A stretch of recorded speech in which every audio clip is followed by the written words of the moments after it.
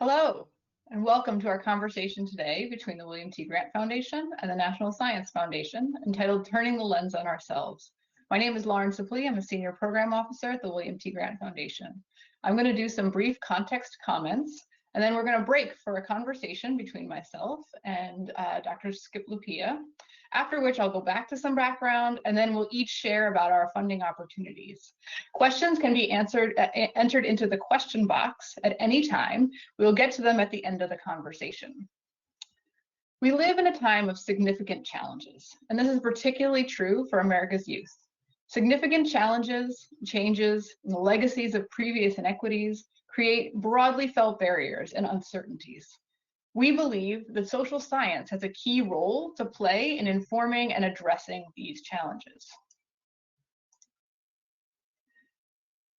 Evidence-based policy is a concept that emerged in part from evidence-based medicine, which specified using the best quality evidence in combination with clinical judgment and patient input. And it took root in government, starting as early as the Bush administration, ramping up in the Obama administration, and continuing through the implementation of the Foundations for Evidence-Based Policymaking Act of 2018, and continuing now with the current administration.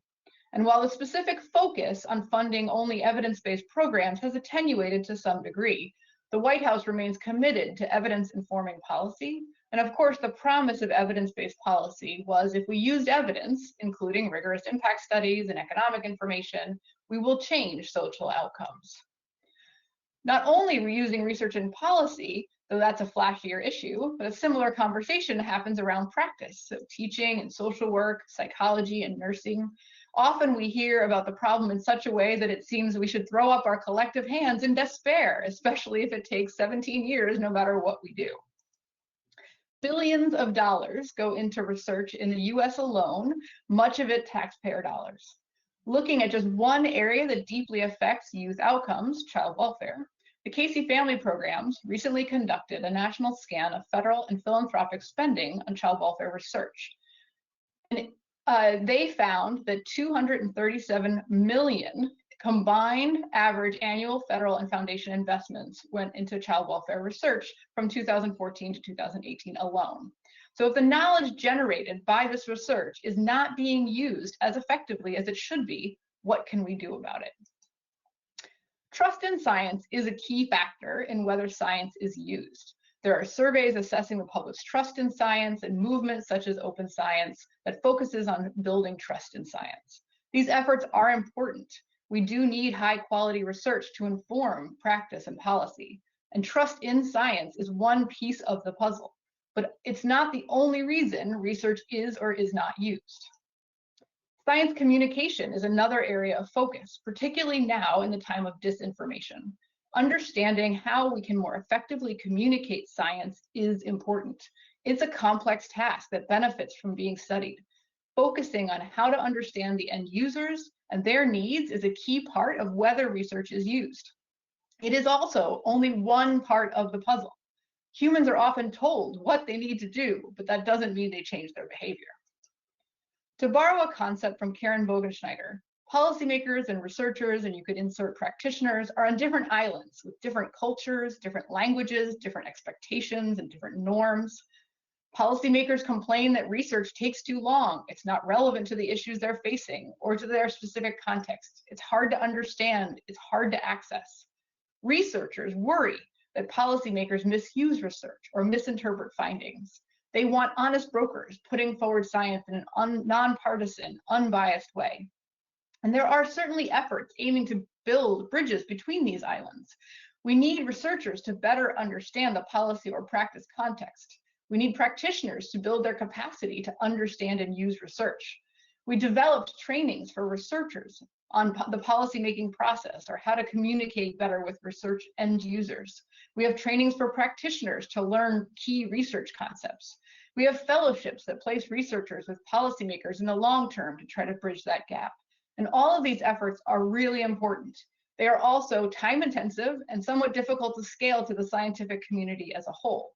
So how do we create the conditions that make it more likely research is useful and used?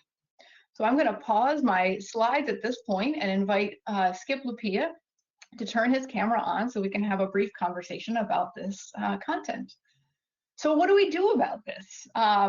Dr. Lupia, you've talked about science as service. So what do you mean by that, and how does it align with this problem? Yeah, Lauren, thanks so much for this opportunity, and for everyone who's joining in, thank you for what you're doing. People around the world have a range of opportunities and challenges. The opportunities are thinking about the relationship between the world they have and the world they want. The challenges for some people include getting through the day. For others, they're existential crises. And what all of them want to know is how to reconcile the aspirations that they have with the actions they can take. And what's incredible about research is that it gives you the ability to do that. When research is committed in a way, when research is conducted in a way where there's a commitment to fidelity, where there's a commitment to accuracy, when you're actually thinking about the person on the other side who's going to use this research, it can be an incredible thing. It can empower people, in circumstances that we can't quite imagine. So when I think about the public value of science, and I have to think about, sort of one phrase or one word to characterize what our North Star is, it's service. The discovery part's cool, right? The interactions are great, but at the end of the day, what justifies the confidence that so many people put into us is the form of service that I think science can provide. Great, thank you. I briefly just mentioned, open science aims to make science more accessible, transparent, and trusted, which is part of this problem. Can you talk about NSF's open science priority and how it fits into helping to solve the problem of getting science more useful and used? Yeah, so that's a really good question. So I should just translate, because people use the term open science in a lot of different ways, but one focal point about open science is access to articles, access to data, and so forth. And that's a huge thing, not just so that people can see it. Like, a lot of people are talking about equity today, and there are so many places where equity kind of comes in. But if you think about who has access to research and who doesn't, all of the inequities that you know about are also present there. So NSF works really hard to make publications and data and other materials available. In part, we force people to do that. If you're an NSF grantee and you have a published article or a journaled conference paper, one of the requirements of being a grantee is that you have to put the papers on in our public access repository within a year of publication so anybody can see them. So we do those things. But the other part of open science really has to do with integrity. The question of how do we know what we know, and when we venture into controversial areas, why should people believe us as opposed to other information that they have? And the commitments to transparency, the idea of replication, reproducibility, those can be really important tools to help people understand the context in which research is done. So they can look at a finding and try and figure out, okay, that finding happened in a lab. If I try to use that finding to improve the lives of children, should I believe it will work? Open science, transparency, access to data can help people make better decisions about the relationship between what's in a paper, what's in a report, and the real challenge that they have in front of them. So it's critically important. NSF, we support research on that. As part of our peer review process, we ask people to specify how they're going to create outcomes that are meaningful to people. So it's it's a core value of the agency. Great, thanks. And empirically studying science communication is also a key factor that NSF supports. And effective science communication really requires a shift in the perspective of the researcher to think about the end user. So how does NSF think about science communication, and again, where it fits into this problem? Yeah, so NSF's thoughts on science communication has really evolved. Like a lot of people, I remember when I was younger, science communication was the thing you worried about later on after you did all the important stuff, right? But then when you do this amazing research and you can't convey it to people, it's a bit like you build a great technology, you build a great factory, and you forgot to have a shipping department or trucks, and so you're wondering why people can't use it. Science communication is essential, and one of the things I think that NSF and a lot of organizations have really thought about is, science communication is about accuracy, it's about fidelity, but you have to get attention. You have to kind of meet people where they are. So how do you convey important information credibly? NSF has really worked on that, supported research on that through its comms. And one thing that we did within the social and behavioral science part is we changed one of our programs. We have Science of Science, right? It used to be called Science of Science and Innovation Policy. We changed it to Science of Science, Discovery, Communication, and Impact to signal that we are interested in helping people who want to communicate better, either sort of see ways to do that or conduct research on it. But science communication, I mean, at the end of the day, if we have all the most amazing findings in the world, but the people who can use it can't access it for the open science reasons or can't understand it because we haven't thought about how information is received, it's a bit of a tragedy. And all of us together have an opportunity to make things so much better by thinking through how to communicate better. Great, thank you. Well, I'm going to turn back to my slides and share a bit more of what we've learned, and I'll see you again at the end of the webinar.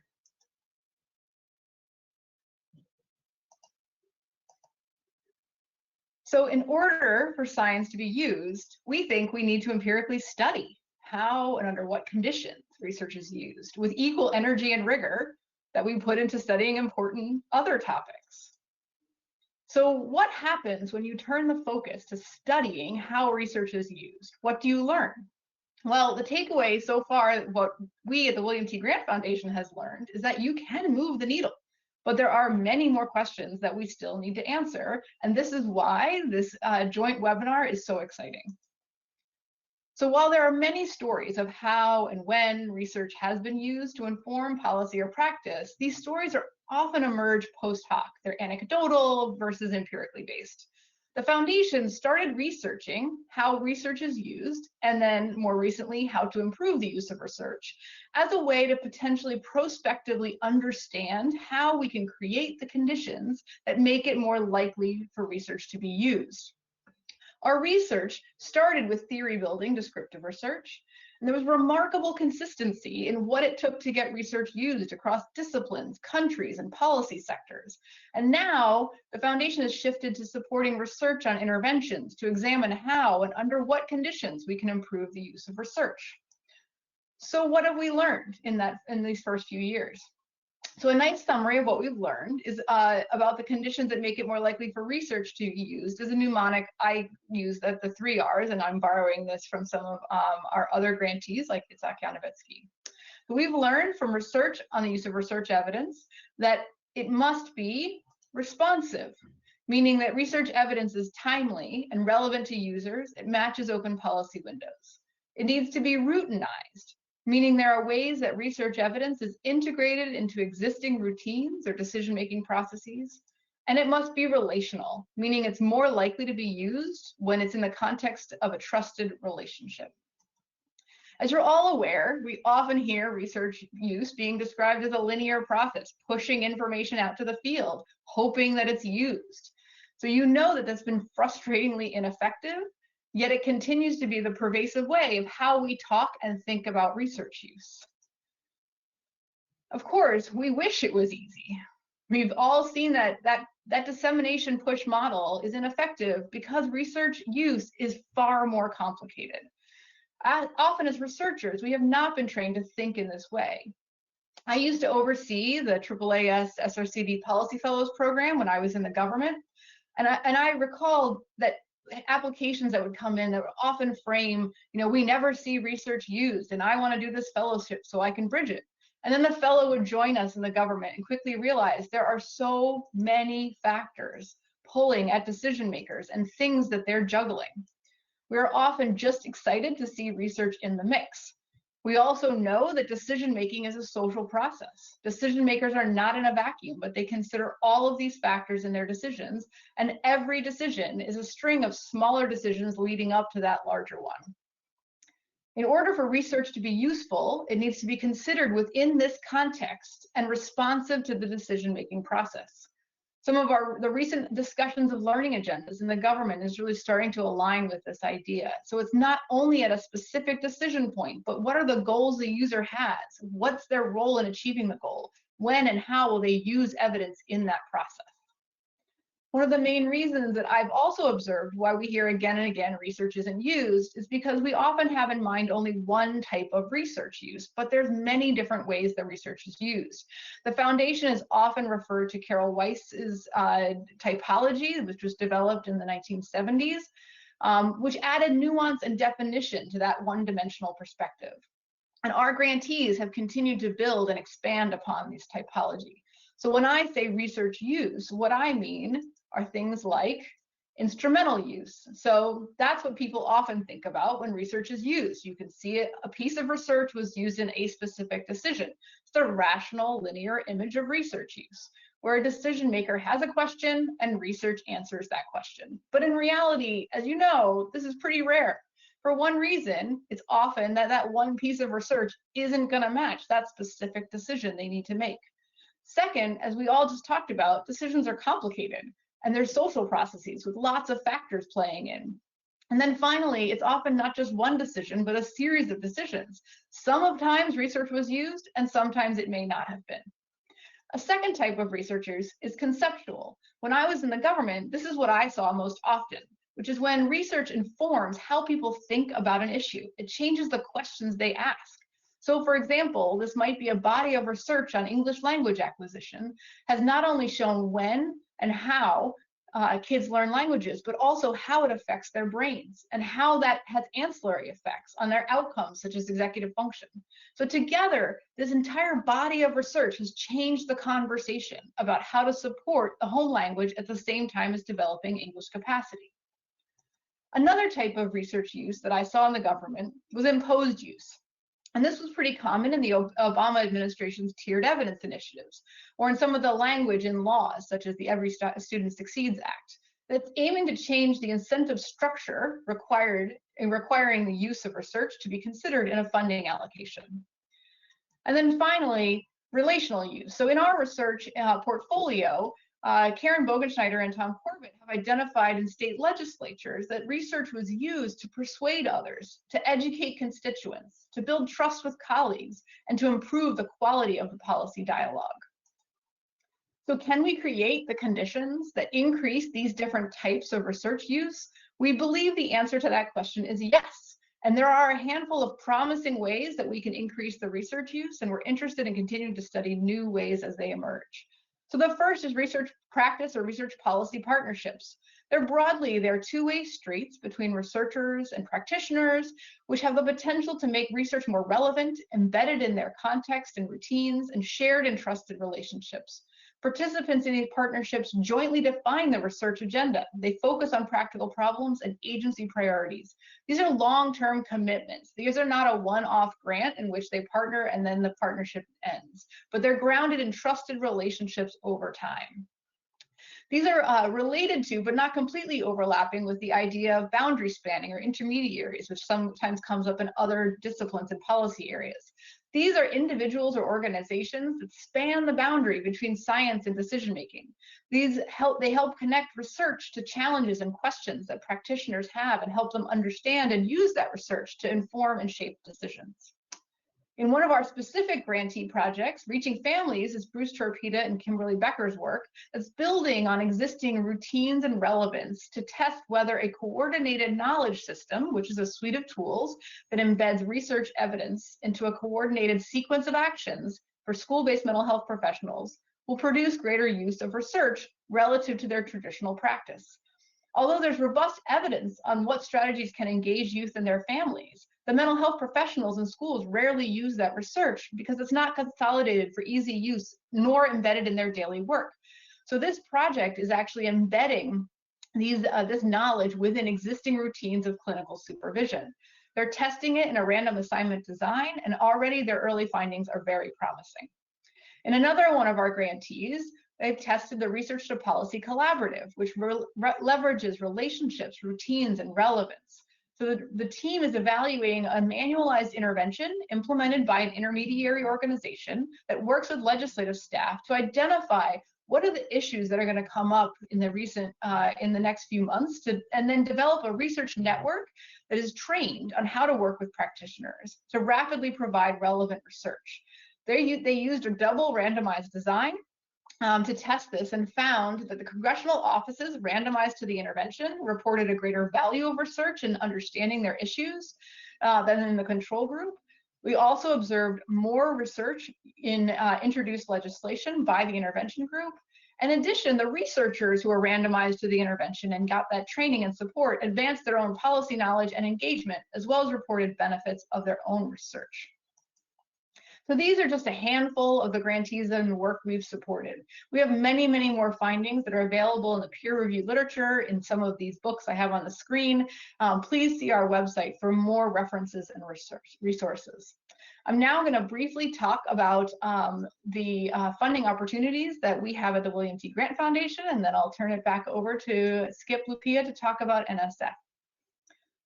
So while we've learned a lot over the past decades that I've just shared, we have many more questions and that need to be examined. So how can we move this field forward, and how can you be part of it? So the William T. Grant Foundation has one of their 2 priority areas, focusing research on improving the use of research evidence. So we support research that is focused on 3 areas: identifying, creating, and testing the structural and social conditions that foster more routine and constructive uses of research, identifying, creating, and testing incentives and structures and relationships that facilitate the production of new, more useful research that responds to decision makers' needs, and investigating whether and under what conditions the high quality research evidence improves decision making and ultimately youth outcomes. We support a range of studies to do this, including descriptive work focusing on clarifying mechanisms for improving research, testing interventions that improve research use, and measurement work that enhances the work of researchers and decision makers. We're open to a range of methodology, quantitative and qualitative, and we're interested in research use across the range of settings that touch youth ages 5 to 25, including education, child welfare, public health, and juvenile justice. In our priority area of research on the use of research evidence, there are 2 main grants that might be of interest to the audience today. The first are our research grants. So the goal of this program is to fund studies that build theory and empirical evidence. We accept letters of inquiry 3 times a year, January, May, and August, and applications with promising projects would be invited to submit a full proposal for further consideration. Our major grants in this area range from $100,000 to $1 million and cover 2 to 4 years of support. We also offer something called Officer Research Grants, which can support work up to $50,000. Applications for these grants are accepted in January and August, and early career scholars are encouraged to apply for these grants as a way to build their research programs. The William T. Grant Scholars Program is a program that aims to build theory and empirical evidence, as well as facilitating professional development of early career scholars in the social, behavioral, and health sciences. While we get many applications focused on our reducing inequality priority area, we would love to see more applications of research focusing in the use of research area. We seek applicants in this program that have demonstrated success in conducting high quality research and are looking to extend their work in new ways. The applicants must have received the terminal degree within 7 years of submitting an application. Applicants must be employed in career ladder positions. So for many applicants, this means holding a tenure track position in the university. Applications for this program are accepted annually in July and reviewed by a selection committee. The scholars receive $350,000 each to support 5 years of research and a mentoring plan to help them acquire and build that new expertise. Across all of our funding opportunities, we encourage research projects that are led by Black, Latinx, Native American, and Asian Pacific Islander researchers. There's more specific details about both of these programs and our other grant programs on our website. Before turning it over, I'm just going to give you a few tips on applying to our improving the use of research evidence program area, or the priority area. So first, clearly identify how you will conceptualize and operationalize the use of research evidence. It can be really useful to go to our website, look at the resources, and read in depth our application guide to understand what we're looking for and how to meet this goal. Second is focusing on an area in which the body of research evidence, if used, has the potential to benefit youth. And remember, we're focused on youth 5 to 25. Proposals need to be strong, both theoretically and methodologically. We're going to look for strong theory connected to research questions and that the methods proposed then align throughout. And then we have a special interest in state and local decision makers and intermediary organizations. So we're really interested in receiving more applications in this area.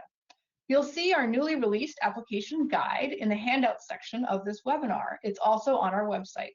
I'm going to now pass the stage to Dr. Lupia to discuss NSF's funding opportunities. Excellent.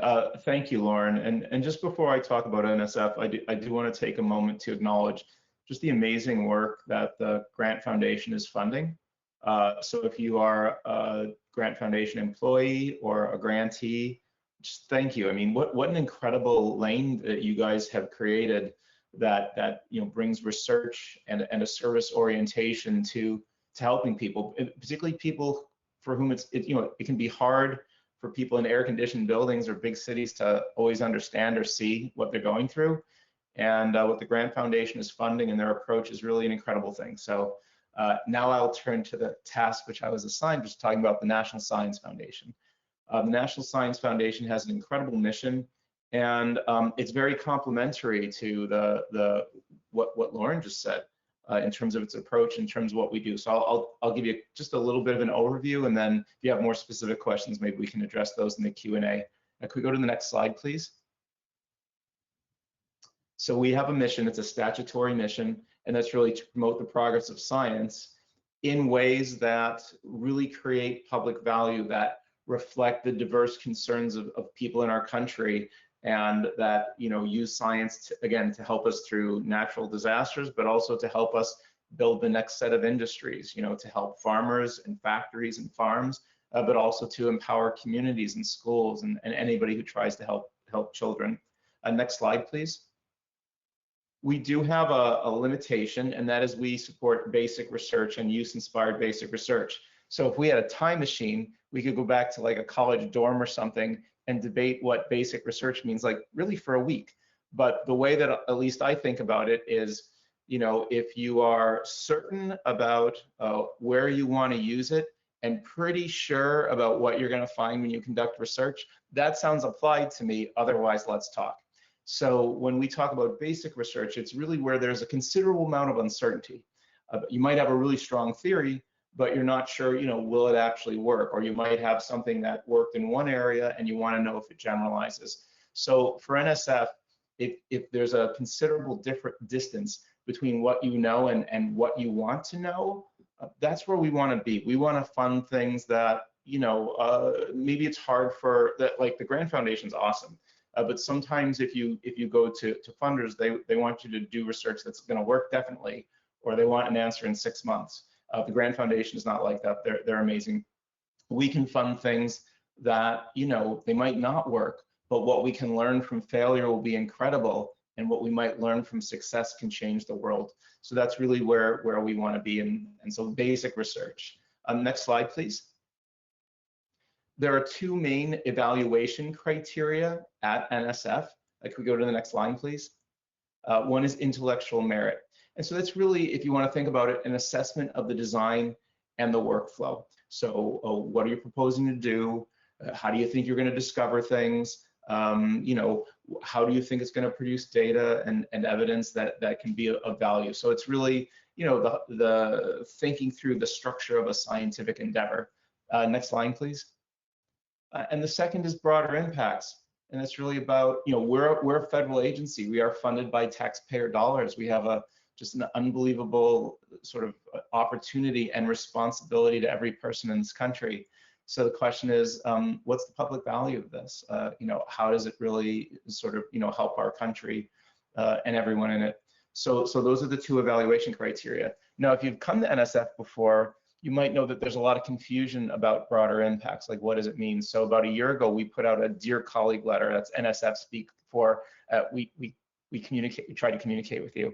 And on the next slide, if we can have that come up, we tried to tell a story about what broader impacts looks like. So we talked about 3 steps. And the first step is, if you think about what research produces, it produces scientific opportunities, that is, opportunities to learn and things of that nature, and it creates communicative products. articles, books, websites, conference presentations, so those are the two main things that research produces. You can think of data, if you want, as a communicative product.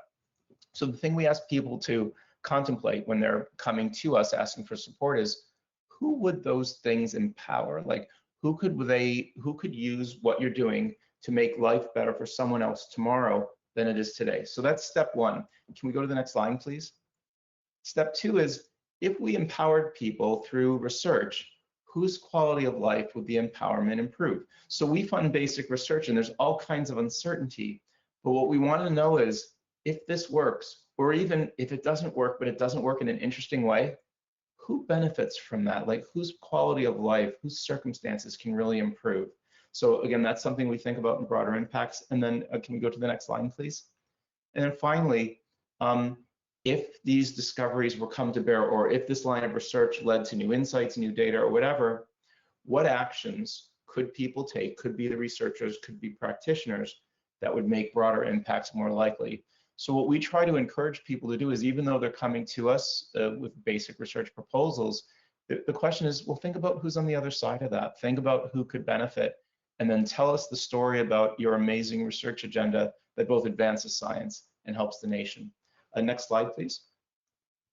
And so the one program we have that overlaps the most with what Lauren presented from the amazing WT grant portfolio is our Science of Science Discovery, Communication, and Impact program. It has three main emphases that you can see on the screen. One is, how do we create more value per unit of input? A lot of us are thrown in the labs, or you become researchers, and do we know how to make the best use of our time, of the amazing opportunities and gifts that we have every day to try and improve science? So that's one emphasis. Second, and Lauren talked about this so well before, how do we improve science communication outcomes? How do we, again, convey what we're doing more effectively?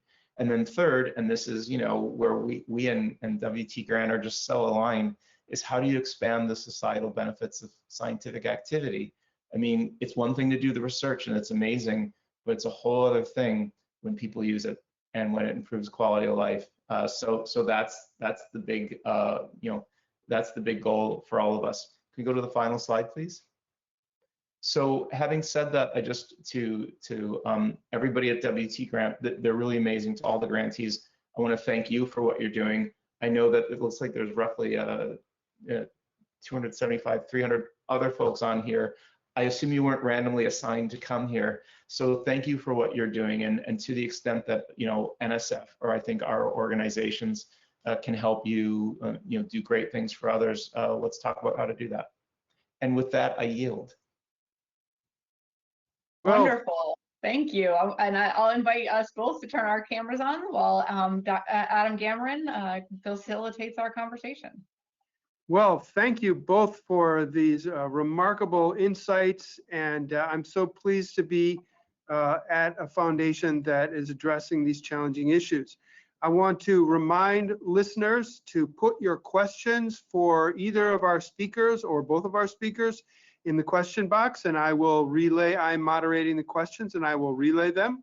I also want to point out that in the question box, two important resources from NSF have been posted. One, the Dear Colleague letter mentioned by Skip Lupia, and one, the funding opportunity that he mentioned. So those are both in the question box. And in addition, in the handouts box, you'll find the latest request for applications for the use of research evidence competition from the William T. Grant Foundation. So keep those questions coming, folks, and we'll get to as many of them as we can. And we are going to start out with what will probably be my favorite question of all of them. Comes to us from one of our listeners, which is, how can we get universities to value research on research use, particularly research on research use that ultimately serves communities, including under-resourced communities? So Lauren, why don't I start with you on this, and then we'll get the NSF perspective. Sure. Yes, no, that's a great question. Thank you for asking it.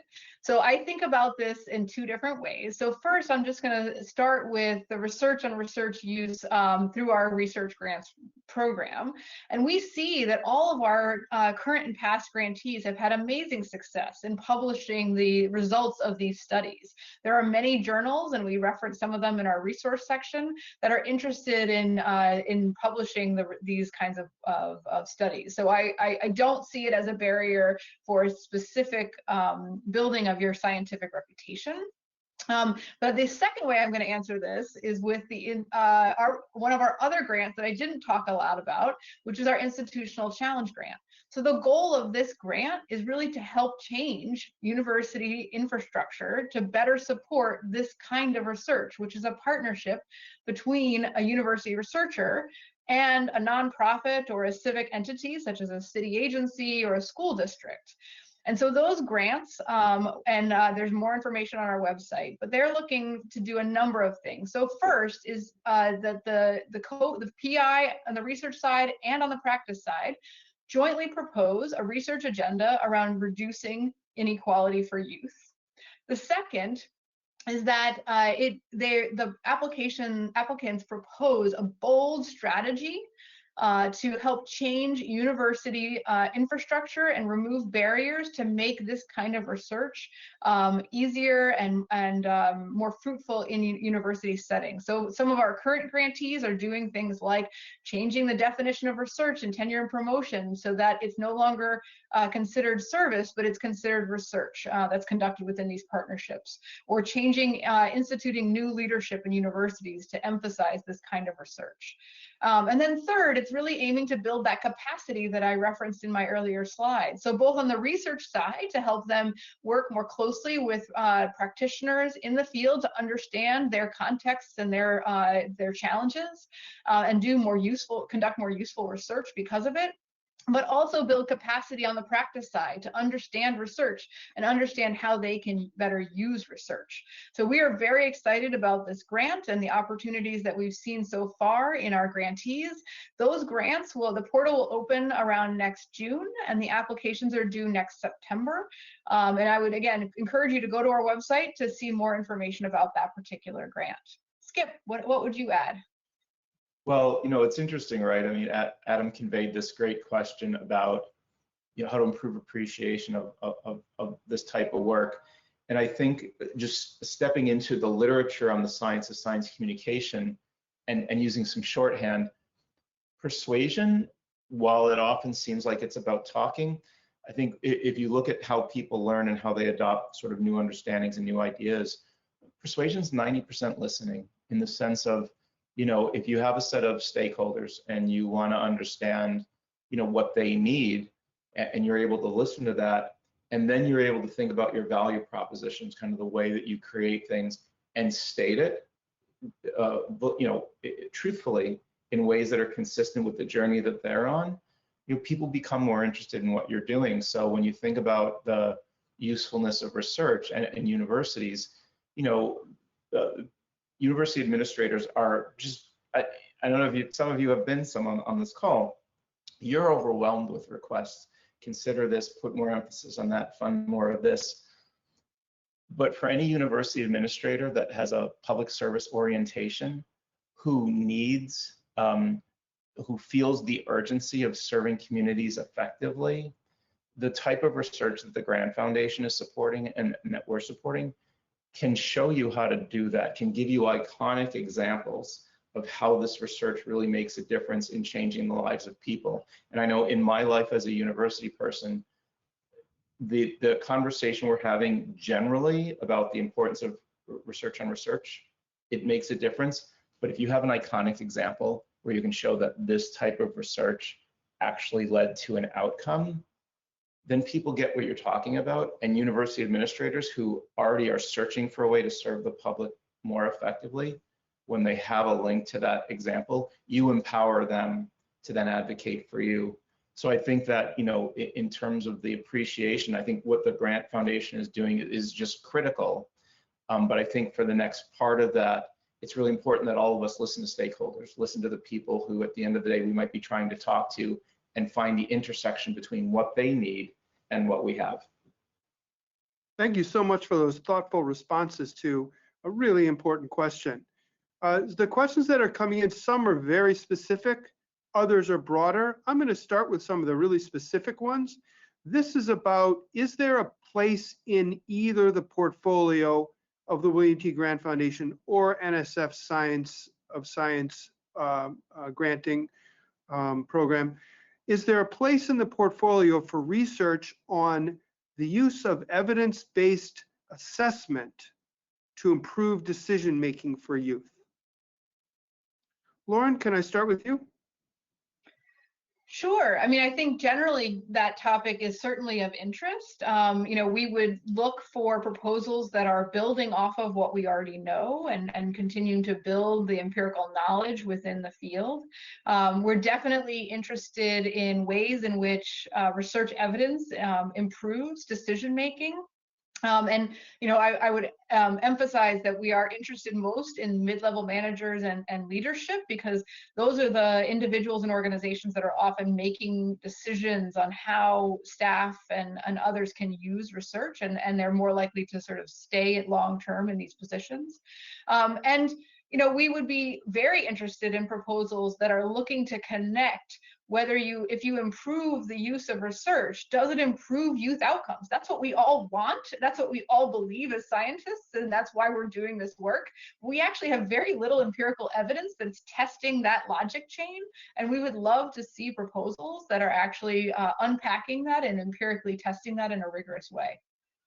Thanks. Skip?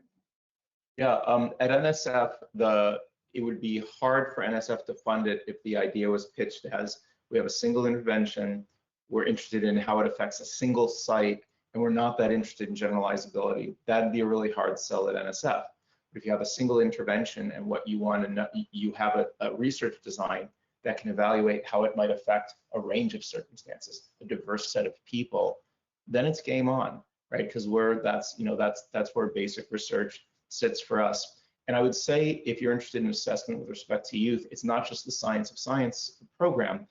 NSF has an entire education and human resources directorate where we fund a great deal of assessment, research, and educational context. So we have that lane with the proviso that what you're studying has to be potentially generalizable. Thank you. Here's a great question, a question I really like. When we are trying to understand the impact of published research, if we're talking about the impact of research on research, we have well-established metrics like citation counts. But what if we're talking about the impact of research on society? What approaches can we take to understand whether that's happening? Do we have any metrics or agreed upon measures? Skip, do you have any thoughts about this? So the last part of your question is easiest to answer. Do we have agreed upon measures? No. This is behavioral science. Like, when do we ever have that? But there are really promising ideas, right? So at the meta level, there are.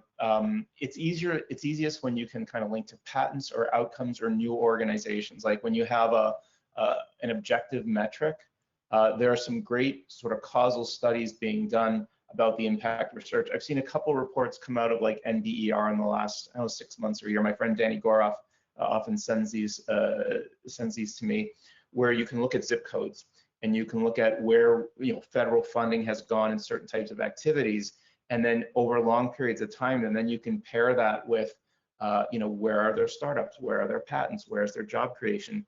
And the amazing thing is some of this data is so rich that you can find 2 zip codes or 2 counties that are comparable in every other way except how much federal research money they got. And so there are ways to measure it that way. But so that's one way. Going entirely the other way, I really like qualitative counterfactual analyses. Like if we're trying to figure out the effect of an intervention on a community and we're trying to measure impact, it's really hard to do that from the outside. It's really hard to measure it. But sometimes if you can structure a questionnaire the right way and you ask, where were you? What was your situation 2 years ago?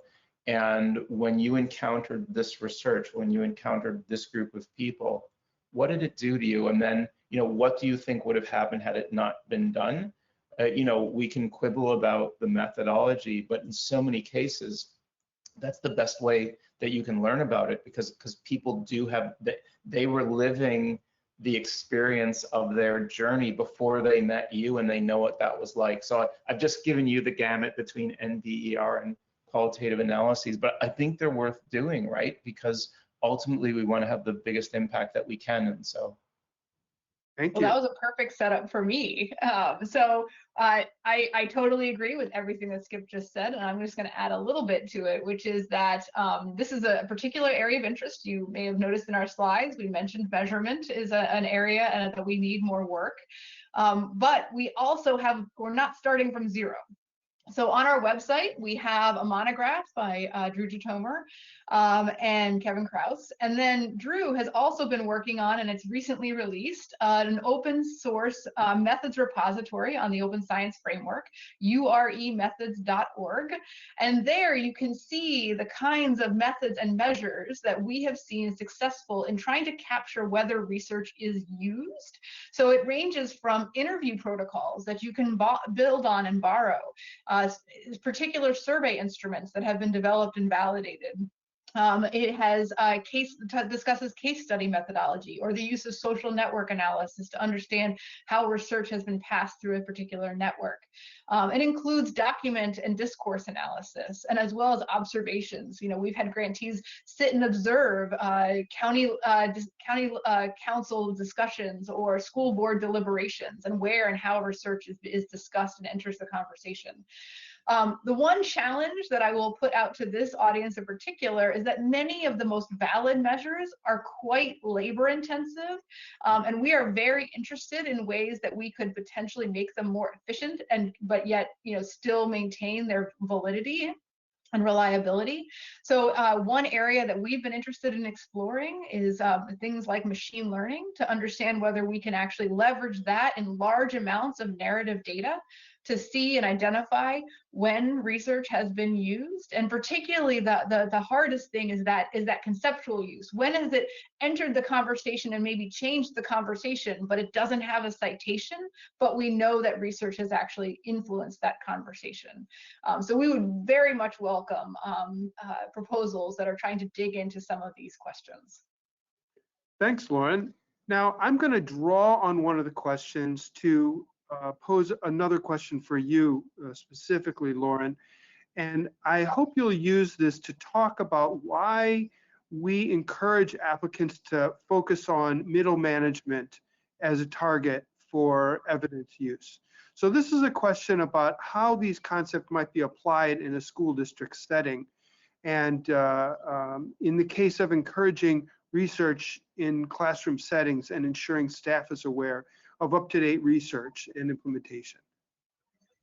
Yeah, I mean, we definitely understand and appreciate the key role that teachers play in the classroom and in the benefit of having them use research. And it's great when teachers are, you know, doing that and charging forward within their own practice. But at the same time, if you don't have leadership supporting your use of research in your practice, it's going to be very hard to continue to sustain that. As well as, you know, a lot of research use, when I say policy, I don't always mean legislation. I mean a school district policy on how to handle a particular issue. So the more that research is used to inform and influence how those policies are designed and communicated to staff, the more that allows them to then use research in practice. And similarly, you know, as you move up to say even the state level, you can also think about leadership in these intermediary organizations, whether that's an organization with a specific mission only to share research, or it's just a trusted organization such as a professional association for teachers that is taking the research in the field, pulling it together into a usable, interesting, applied way. And that then helps those teachers use that research in their practice. Thank you. And here's what I'm going to handle very quickly, but it's important because we get it all the time. This is a question about would this funding opportunity support research on analysis of effective interventions? And the answer is, this is not a program to support research to get your evidence used. This is a program on the science of knowledge utilization. That is, what strategies routines, specific efforts result in greater evidence use or improved evidence use. We do, at the William T. Grant Foundation, we do have a program for research on reducing inequality. And if it was a program to reduce inequality, then your project might fit there. But with respect to the use of research evidence portfolio, it's for testing strategies to get evidence used, or to get more useful evidence produced, or to test the assumption that evidence use results in better outcomes for young people. Okay, Skip, I did want to give you a chance to answer a broader question, which is not completely on target, but I sympathize with the answers, with the participants who feel this is a rare opportunity to interact directly with you. And so this person would like you to address some of the broad focus areas in the Social, Behavioral, and Economic Sciences Directorate that you're really looking to fund. What are some broad priorities within your directorate? Yeah, so I think the company line is I love all of my children equally. So we have like 40 programs, and some of them are the disciplinary programs like social psychology and economics and sociology, but then we've also got some really amazing kind of interdisciplinary programs like the Science of Science program. We have a program that focuses on disasters risk and management science.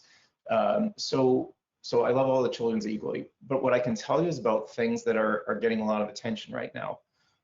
We have a program called Build and Broaden, which gives everyone in this country an incentive to do amazing research in the social and behavioral sciences at the same time that you increase capacity for doing great research at minority serving institutions.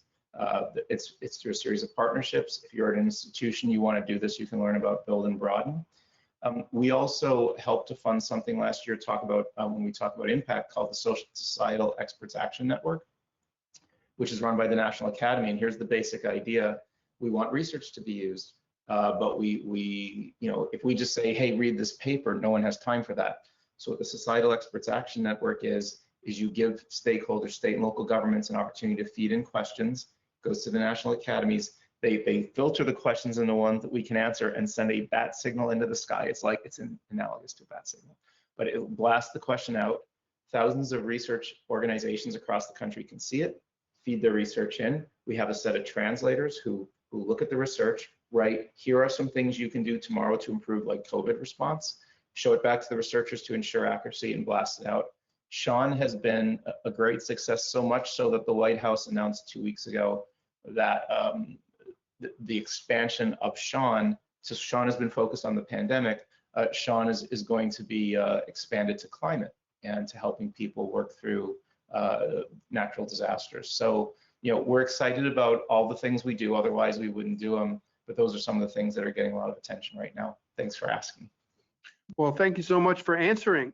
We have time, I think, for one more question, and I'd like to pose it to both of you. It's really exciting to see this question in the chat, because it is absolutely the very reason that we are having this webinar. And this question comes from a listener who says, what are some recommendations for mid-career researchers who want to switch to studying these types of questions? Who wants to take that first? I'll take a whack at it. So the first thing I want to say is thank you, because that's not an easy decision to make, right? And a lot of the types of things we're talking about don't fall in traditional disciplinary guidelines. The one piece of advice I'd give is what you want. So I'm just going to say it bluntly. Like, when you're making a switch like this, the most important thing you can do is live another day, right? Live to do it another day and another day and another day, so that you can build the research agenda in a way that's of service.